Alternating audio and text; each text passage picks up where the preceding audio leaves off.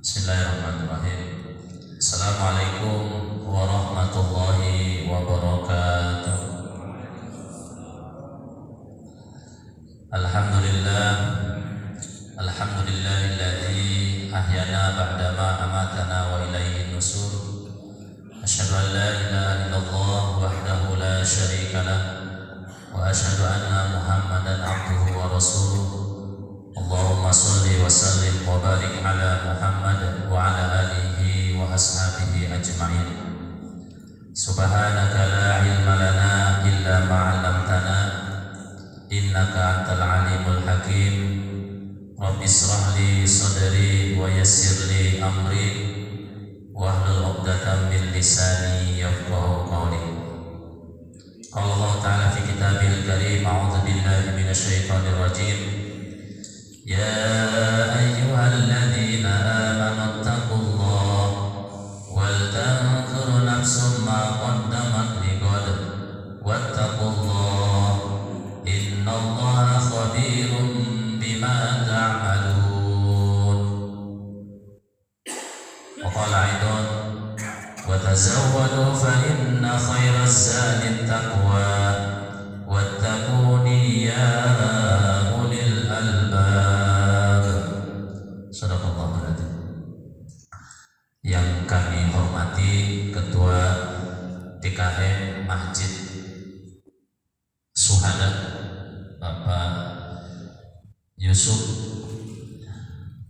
atau Bapak Haji Bucuk, yang kami hormati Bapak Imam, yang kami hormati juga para orang tua kami, para tokoh agama, tokoh masyarakat, dan seluruh jamaah Masjid Syuhada Tanah Grogot yang dimuliakan oleh Allah Subhanahu wa taala.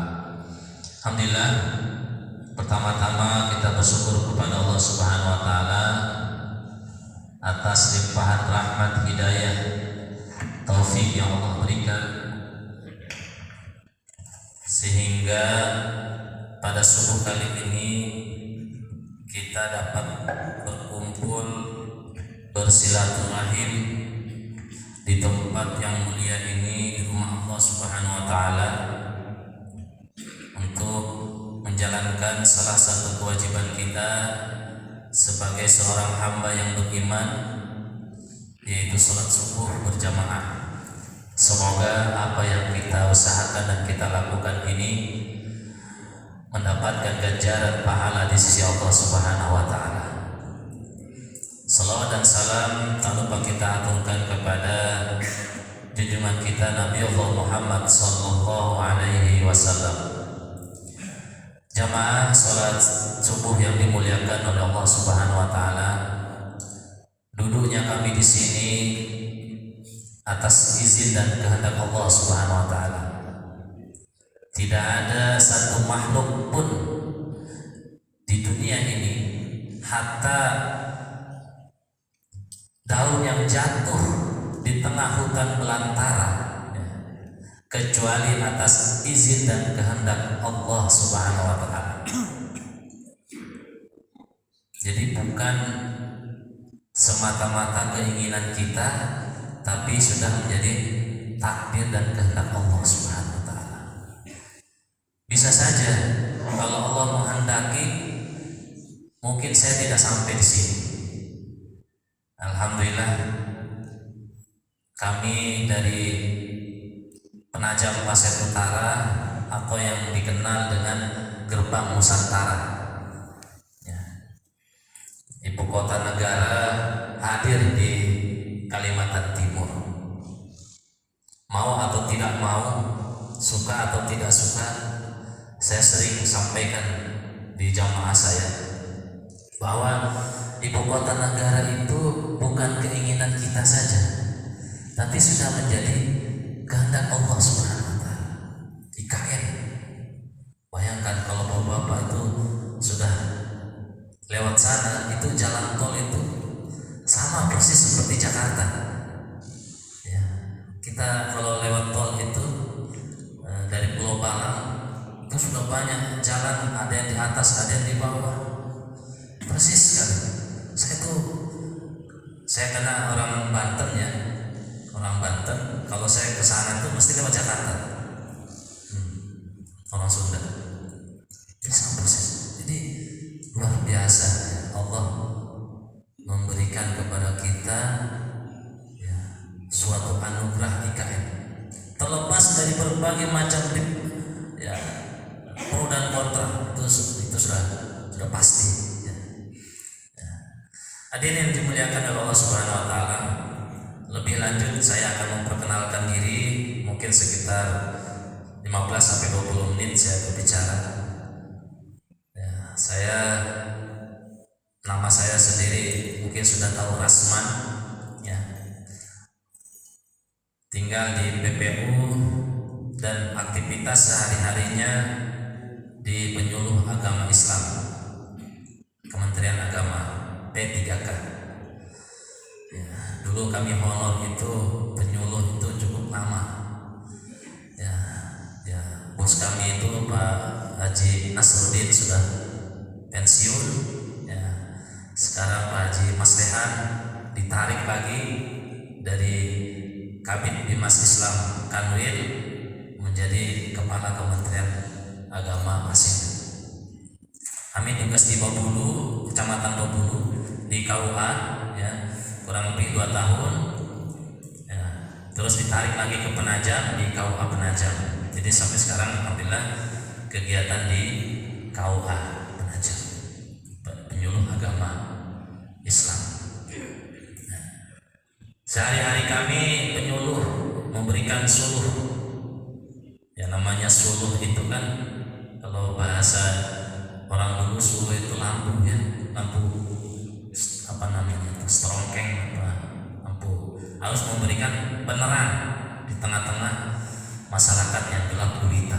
Begitulah kira-kira gambarannya. Jadi kalau ada seorang penyuluh tidak memberikan penerang di tengah-tengah masyarakat, berarti dia perlu diterangi ya. Bukan membawa obor ya, tapi orang yang membawa obor. Saya yakin di sini ada beberapa penyuluh kita. Nah, juga kami di organisasi Hidayatullah ya, Hidayatullah. Jadi kami ada 17 orang ya, datang ke sini niat untuk silaturahim. Ya, tadi malam sudah sebagai seremoni sambutan hangat dari pengurus masjid ya. Kami berlatar belakang dari organisasi Pak. Ada yang Muhammadiyah ya, ada yang dari NU, ada yang dari Hidayatullah ya, tapi membaur menjadi satu ya, bagaimana pengajian itu jalan ya. Pengajian bisa dilakukan yaitu halaqah Quran. Jadi setiap pekan sekali kita berhalaqah Quran. Ini yang pakai baju ya, baju biru ini itu seragamnya ya. Jadi Islam ini harus kita tampilkan Pak, harus kita publikasikan supaya menjadi nilai siar kita. Nah, kita kesini itu dalam rangka bagaimana mensiarkan agama Islam, saling bertukar pikiran. Ada yang kami bawa nanti dari sini ya, dan mudah-mudahan Bapak juga dengan kehadiran kami di sini ya, bisa memberikan sedikit paling tidak ya, pengalaman. Kami tadi malam jam 3 bangun sholat tahajud berjamaah ya, itu memang sudah menjadi rutin ya untuk pribadi kami sendiri. Dan ketika kita berkumpul maka kita mesti harus menguatkan spiritual kita.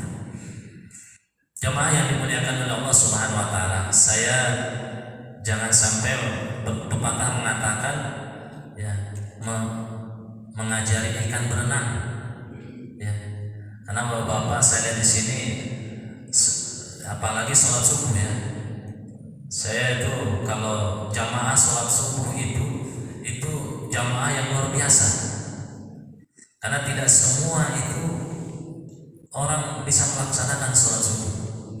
Nah, Atau saya menggarami air laut yang sudah asin, digarami lagi. Ya. Jadi saya di sini menukar pikiran saja. Baik. Di Al-Quran surah Al-Hasr ayat ke-18. Nah, ini muhasabah. Inti daripada ayat ini adalah bermuhasabah. Karena di tahun 2026 ini ya lewat 2025 sudah selesai. Sekarang 2026. Jadi kita harus banyak-banyak bermuhasabah. Allah Subhanahu wa taala berfirman, "A'udzu billahi minasyaitonir rajim. Ya ayyuhalladzina amanu taqullaha wal tanzur nafsum ma qaddamat lighad wattaqullaha innallaha khabirum bima ta'malun." Wahai orang-orang yang beriman, ya ayyuhalladzina amanu taqullaha, bertakwalah kalian kepada Allah.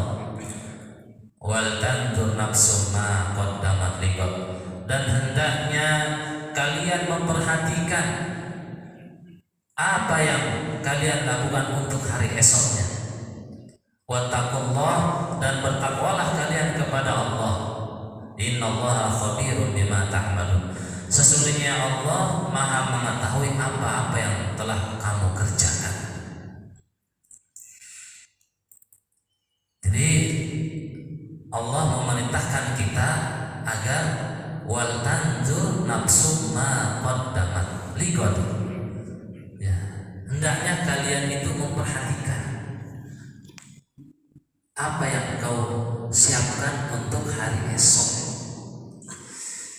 Imam Al-Ghazali di dalam kitabnya Ihya Ulumuddin, mungkin ini kitab yang masyhur ya. Imam Al-Ghazali mengatakan bahwa Rasulullah SAW mengatakan, hendaknya kalian itu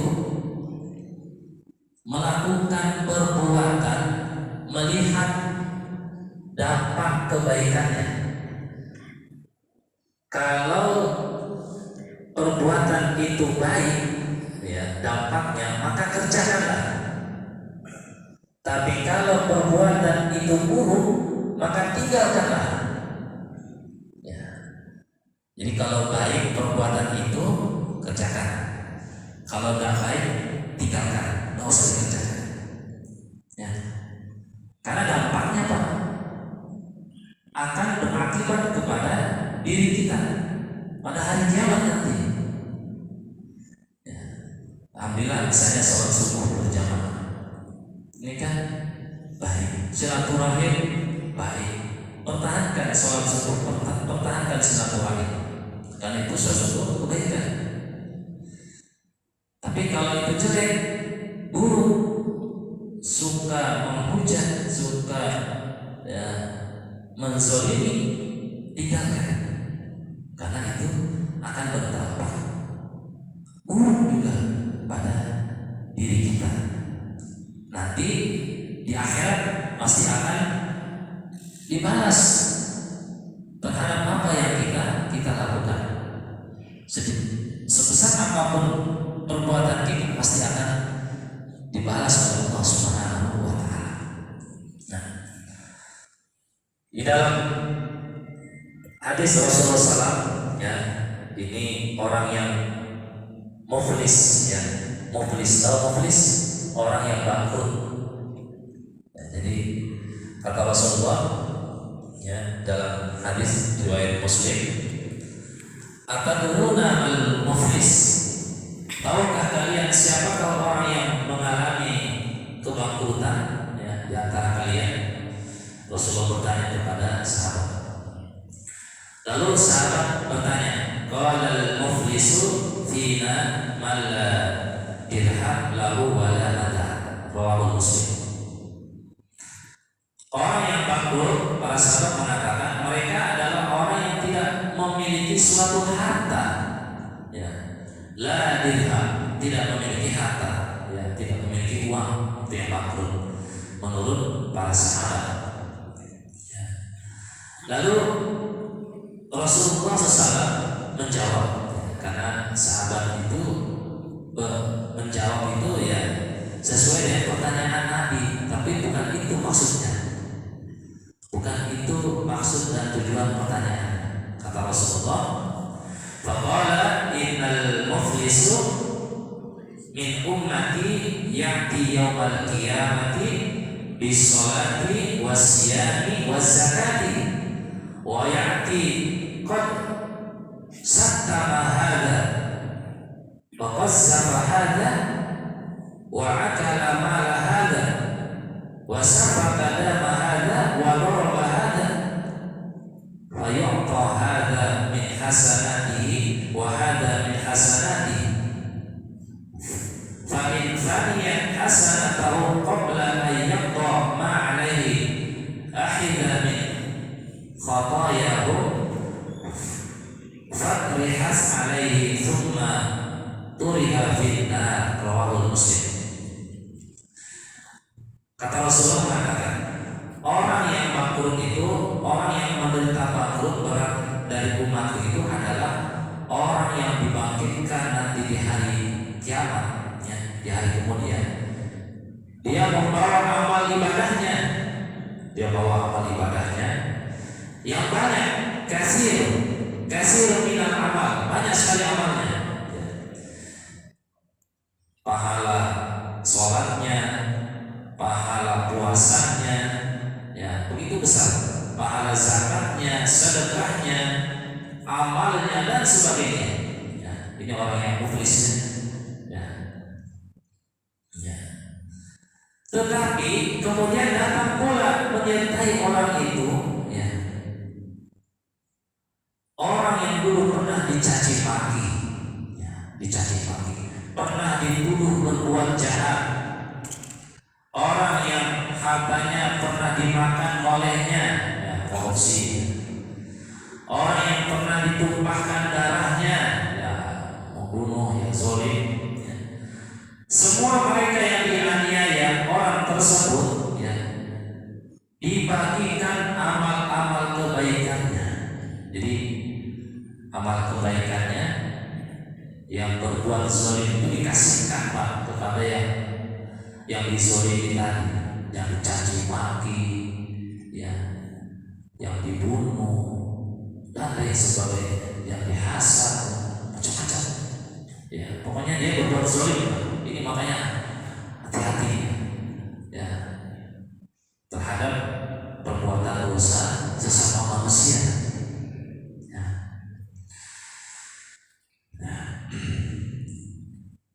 Dan amal-amalnya dikasihkan semua, ya, dikasihkan semua amalnya sampai kebaikannya itu habis, sehingga amal kebaikannya habis. Setelah amal kebaikannya habis, sudah dikasih tadi, ya, amal kita. Makanya kalau ada yang menjadikan kita itu, Pak, gak usah kita atau tersinggung, ya, atau baper, itu sama aja kita dapat transfer pahala itu, ya. Amal kita dikasihkan kalau kita berbuat zalim kepada saudara kita. Nah, kalau habis amalnya, apa kata Rasulullah?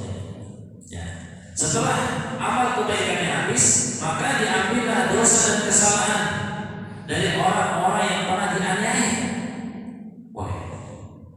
Habis amal kita, terus dosa-dosa yang kita zalimi tadi ditimpakan kepada kita, ya, ditimpakan kepada orang yang melakukan perbuatan zalim. Dosa-dosa yang dizalimi tadi, dicaci maki, ya, macam-macam, dizalimi, dibunuh, dosanya mereka ditimpakan kepada kita yang menzalimi.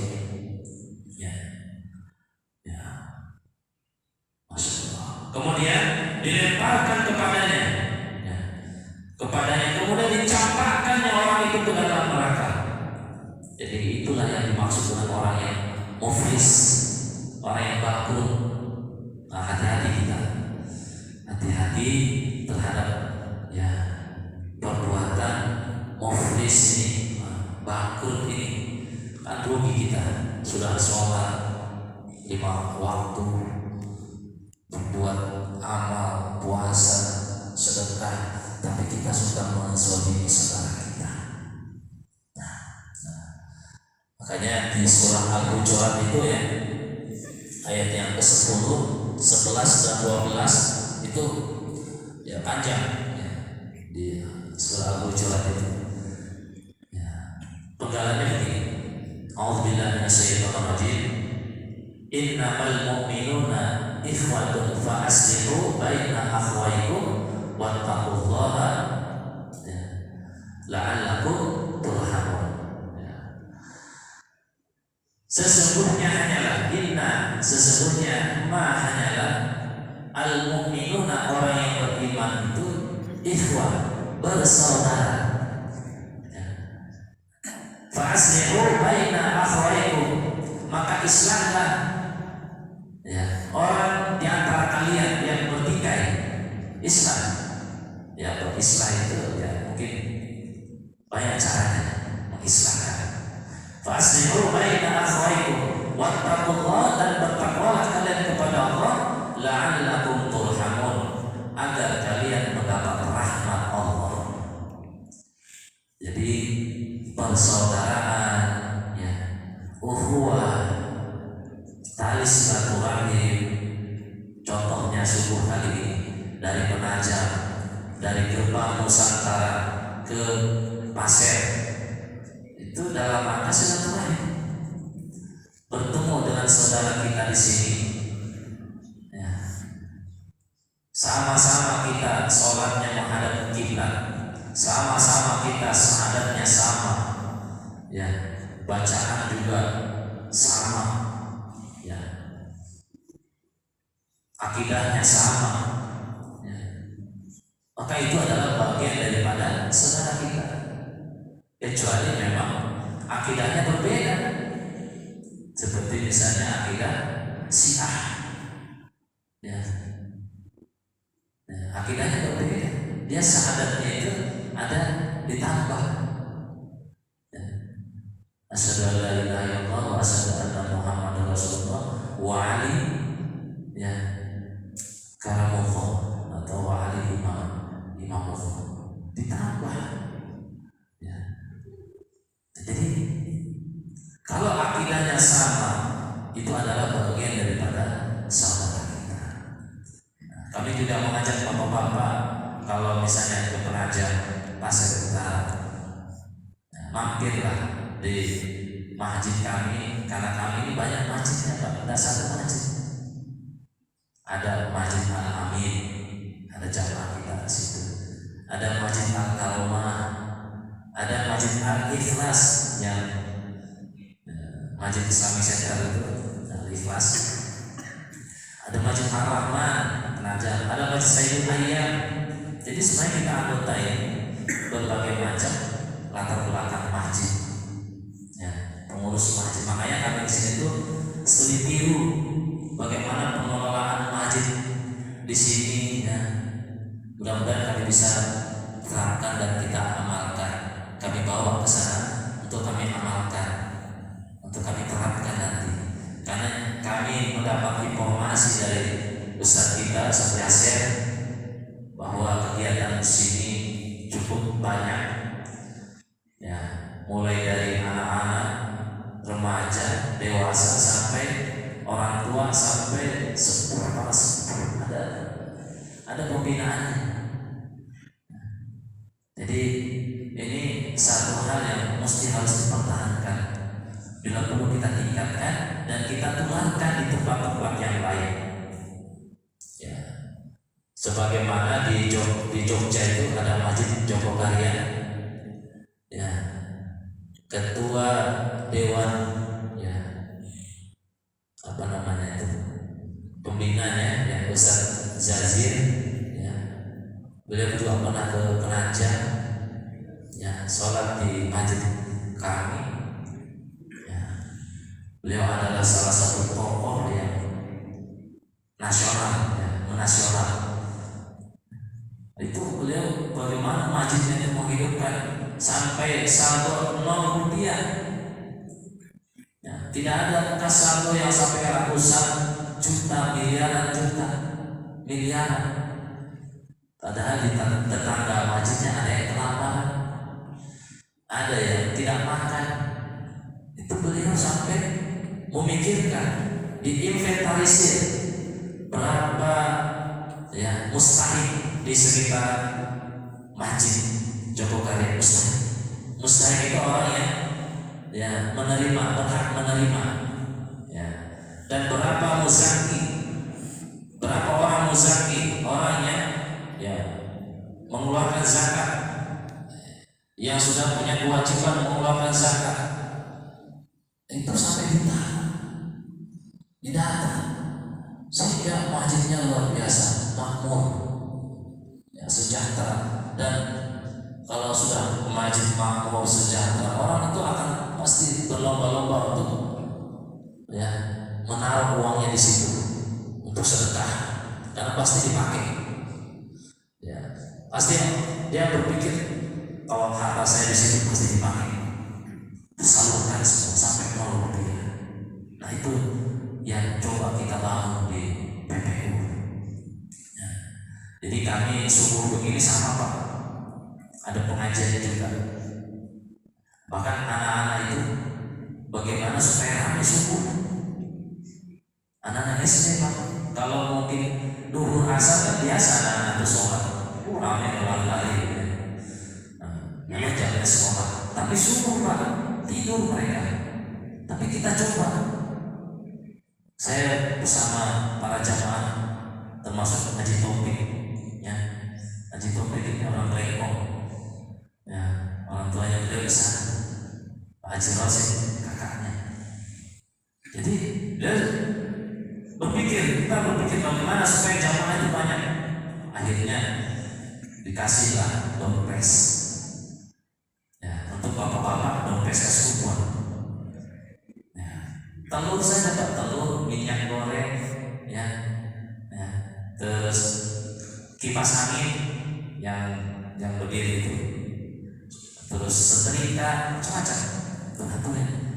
Baru kita sampaikan. Setiap minggu itu Pak, ada dompes. Bapak nanti ke sana di Masjid Al-Karomah, di Panipah yang Simpang Pantai. Nah, anak-anaknya kita kasih uang 10.000 satu anak. Jadi syaratnya anak itu dikasih uang, dia harus masuk ke masjid, jangan sholat di luar, jangan sholat di teras, lari-lari. Jadi sampaikan sholatnya di dalam dan dengarin ceramah Ustaz, dengarin ceramah.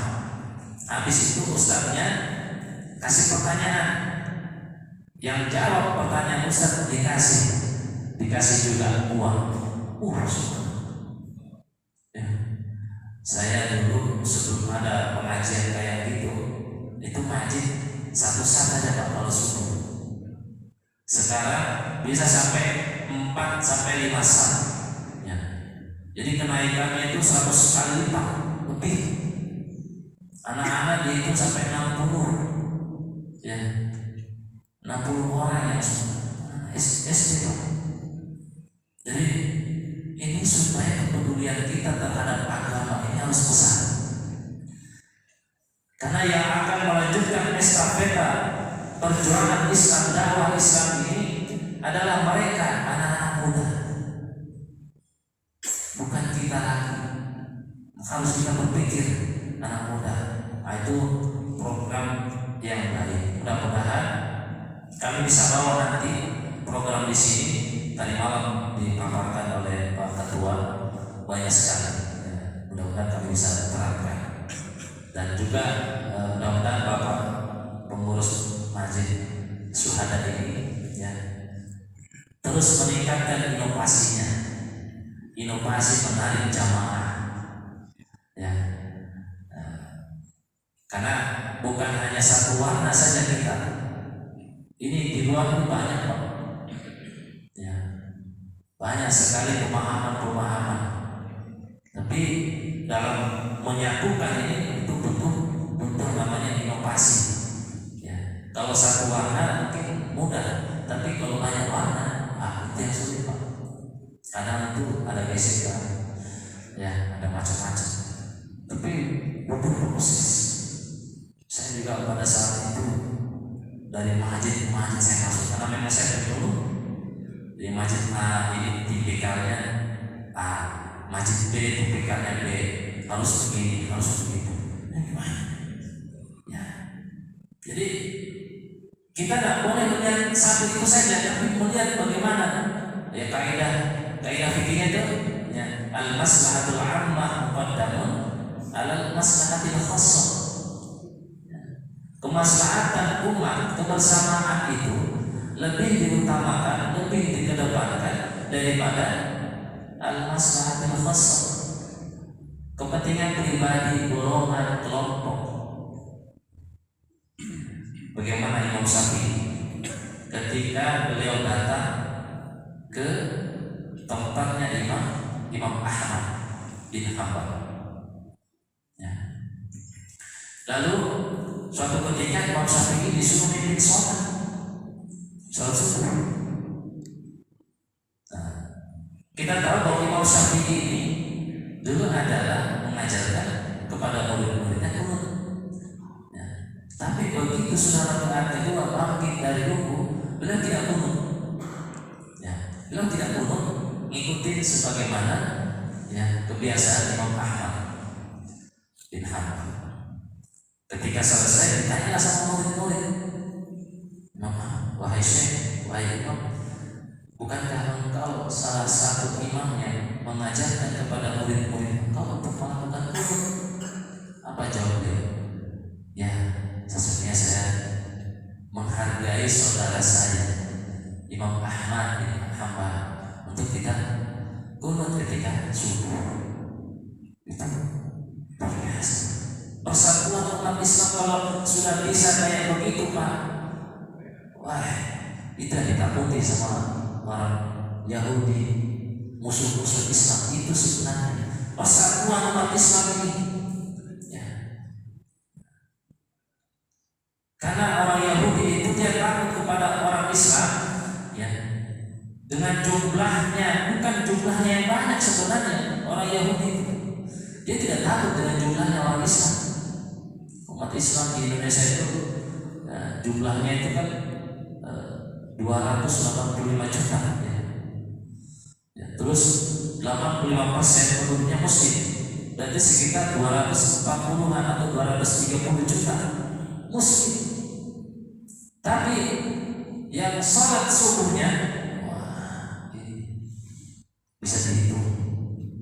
Makanya penelitian mengatakan bahwa orang Yahudi atau musuh Allah itu tidak takut kepada jumlahnya, tapi takut kepada umat Islam yang sholat subuhnya itu sama seperti banyaknya sholat Jumat. Itu kalau sudah sholat subuhnya sama seperti sholat Jumat, bergetar rasanya ini. Ya. Ada satu orang saja yang berdoa, ya, lalu doanya itu dijawab oleh Allah, apa tidak bergetar? Luar biasa. Hadirin yang dimuliakan oleh Allah Subhanahu wa taala. Baik, itu saja, mungkin tidak panjang dalam menyampaikan ini. Ya, sampai saya seperti pepatah ya mengajari ikan berenang. Ya, saya yakin bahwa Bapak sudah paham ya bagaimana Islam. Tinggal menguatkan, tinggal dikuatkan saja. Ya, kita muhasabah, ya muhasabah. Kata Imam Al-Ghazali itu, ya, Islam, hisablah dirimu sebelum kalian nanti dihisab. Sebelum nanti dihisab oleh Allah Subhanahu wa taala. Pasti akan dihisab nanti segala sesuatu perbuatan kita. Terima kasih atas perhatiannya. Mohon maaf atas segala kekurangannya. Saya sampaikan lagi mewakili seluruh jamaah Halaqah Quran Penajam Pasir Utara mengucapkan terima kasih yang sebesar-besarnya. Hanya Allah yang akan membalas kebaikan Bapak Ibu semuanya. Dan kalau ada kesalahan kami, ya, mohon ridho dan mohon ikhlasnya, ya, mohon dimaafkan. Karena kami sebagai manusia biasa tentu tidak luput dari dosa dan kesalahan. Wabillahi taufiq wal hidayah. Assalamualaikum warahmatullahi wabarakatuh.